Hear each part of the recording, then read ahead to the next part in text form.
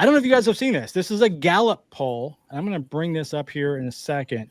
A Gallup poll came out where there was a 17-point drop in the percentage of U.S. adults who said religion is not, I'm saying this wrong, 17% drop in the people that said religion is an important part of their daily lives. Did you guys see this at all?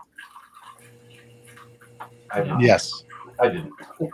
Any particular thoughts on that and just general?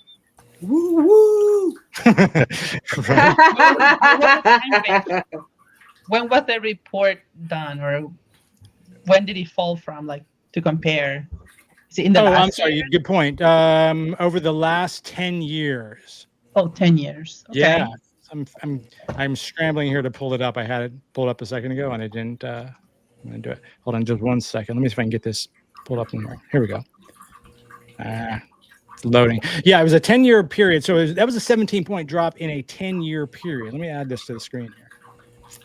So 17-point in the last 10 years, from 66% in 2015 to 49% today. It's pretty remarkable, right? I mean, now, again, this is people that say that religion is not an important part of their daily life. Doesn't necessarily mean that they're not religious. It's just that constant, the people that go to church and they think about it constantly, and it's really a really big part of their deal. This is a 17% drop. In fact, what does this say here? There's another page here. You can see this graph on the screen now, sort of where we fall, the United States there, sort of in the middle there. A nice drop, though, compared to other, Western sort of developed countries. I feel like I have one more graph in here. There's a scatter graph of 160 countries. We're right in the pack now, which is odd because we used to be more towards that top right, which would be super Christian and very religiously important. We've actually come down. So my question to you guys is, if you've not seen that, but if you have seen, you've read the articles, you've read any sort of follow-up on that, any thoughts as to what you think might be the attributing factor to that? The internet. Yeah, I think that's part of it.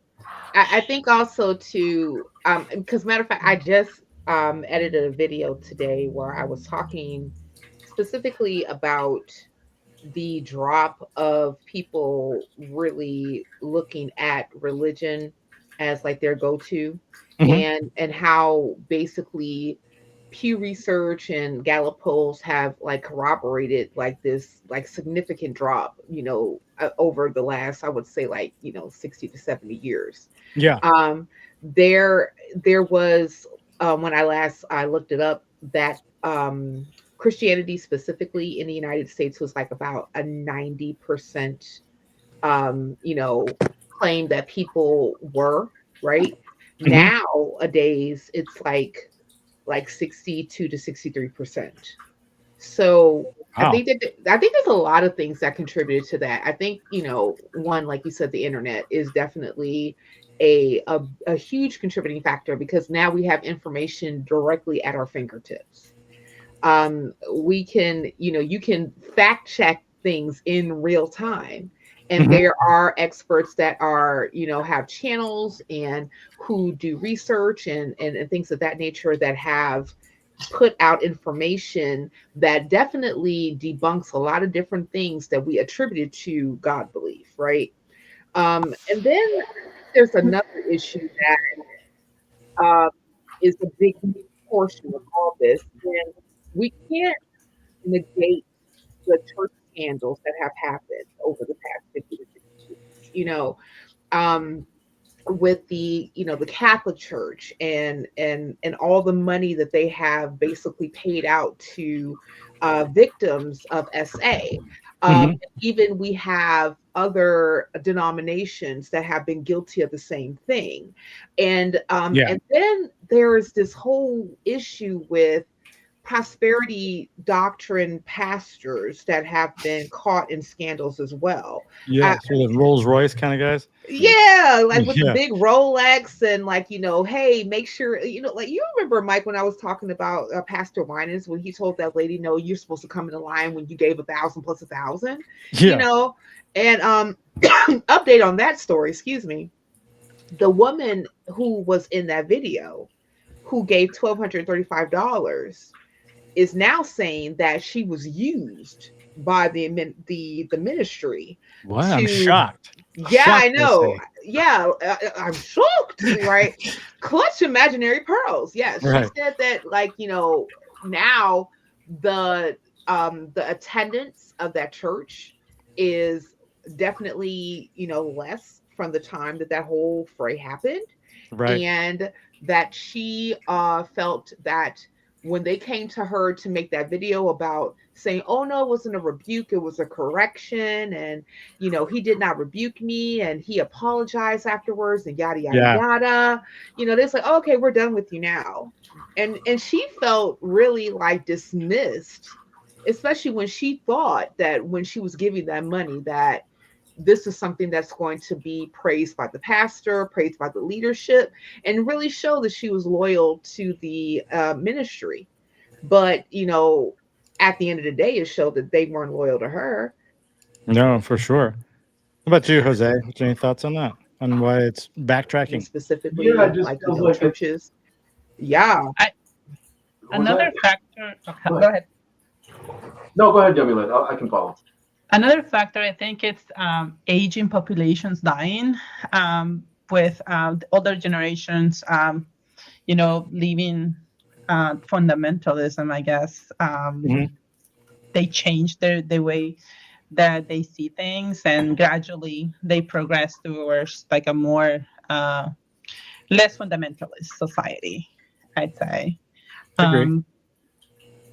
Like if you compare, these last 10 years to the decade before, I bet that they also saw a drop on fundamentalism. Not necessarily they dropped the belief in God, but they changed the way they see the church or the way they see, their religion. Why do you think because of age specifically, or what would be the contributing factor there? That the indoctrination that they receive probably was a lot heavier than the indoctrination that young people receive these days. Mm-hmm. And not only they have access to other points of view, be the internet or their friends at school, where society is more open to tolerate or to talk about, different views. If you compare to 10, 20 years ago, that was a taboo. That was like something that was not discussed. And they didn't have other opinions than what they receive at church and from their parents. So true. Jose, you were about to speak earlier. What would you say? No, I just feel like the absurdities are just a lot more visible, and I remember hearing a quote about Soviet Union at some point. The absurdity was just so obvious, right? Because they knew that you knew that they knew that you knew, right? That they were lying to you. Everything they were telling you on state TV was a lie, but yet everybody kind of went along with it, and it just kind of hit that extra level of absurdity where everybody was just like, they were just kind of done with it. And I think that's very true what Yamilet says for the younger generations that are out there, those kids that are out there protesting for the genocide in Gaza and things like that. I think there's just not enough propaganda that can come their way nowadays that they can look at that and say, oh yeah, right, it's justifiable to kill this many people. It's just not, right? Right. Yeah. And and to a certain extent, I have to wonder how many of this entrenched power understands it, right? So maybe we still have a ways to go, but it just that's what I feel. It just feels like some of the absurdities are just a lot more prevalent.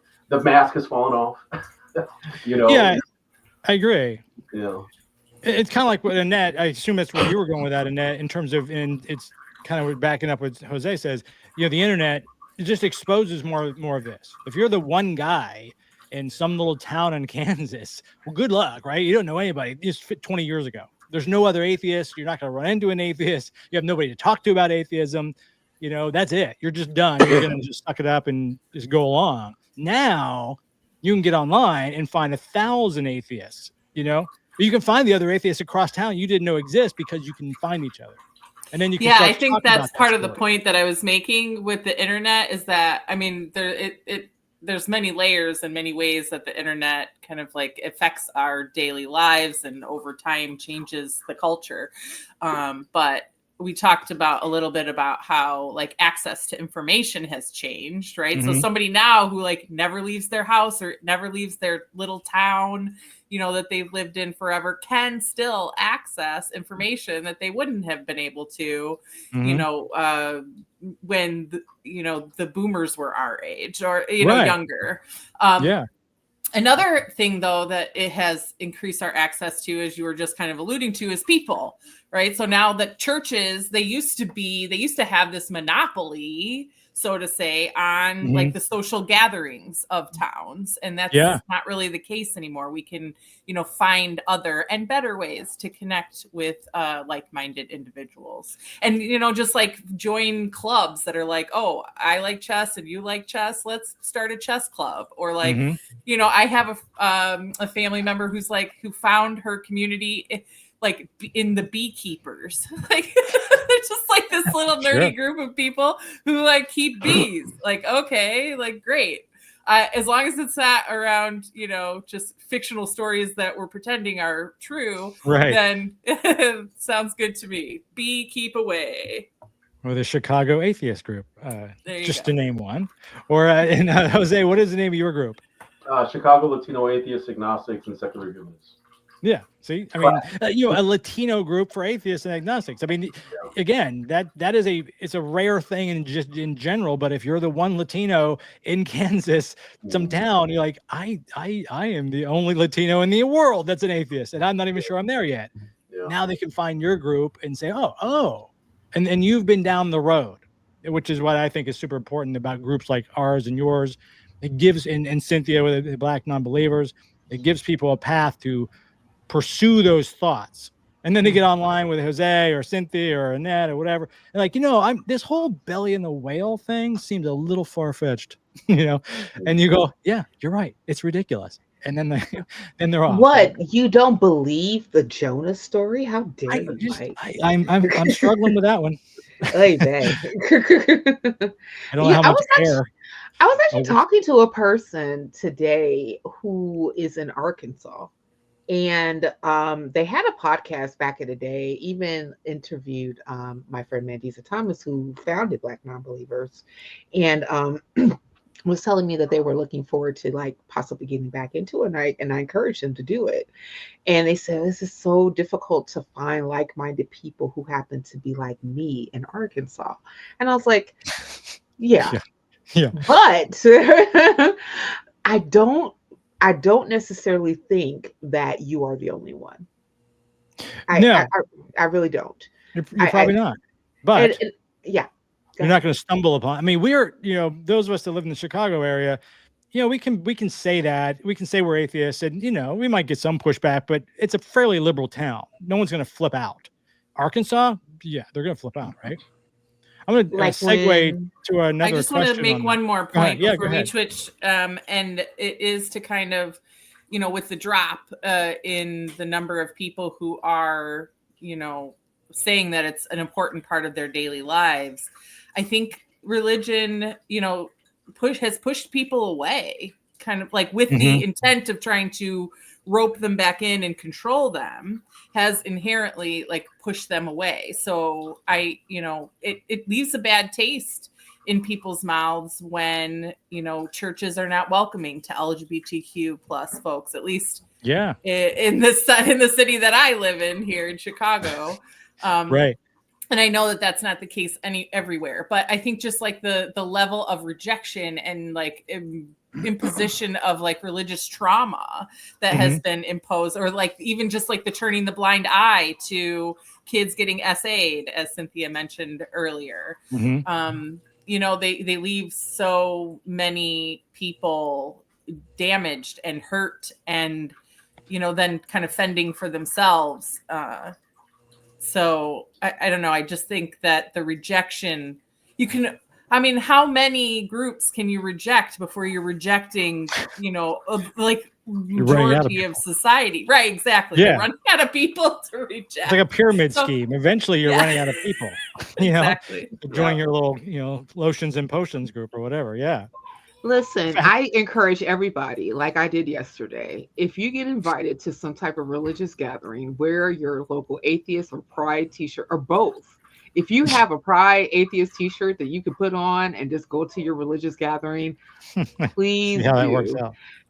And see how that works out. Oh, I had some conversations that come up and some stares when I was at my church. I saw your shirt on Facebook. Yeah. They was like, what did your church say? And I was like, and I said, Jesus got thrown under the bus so that God could get clout.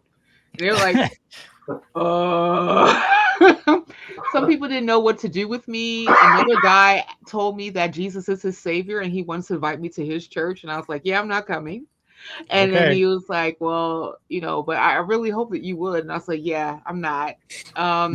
He said, well, Jesus is my savior. I said, well, bless your heart. I don't know what to tell you. Like, nice. He's not mine. So social experiment. Do it. See what happens.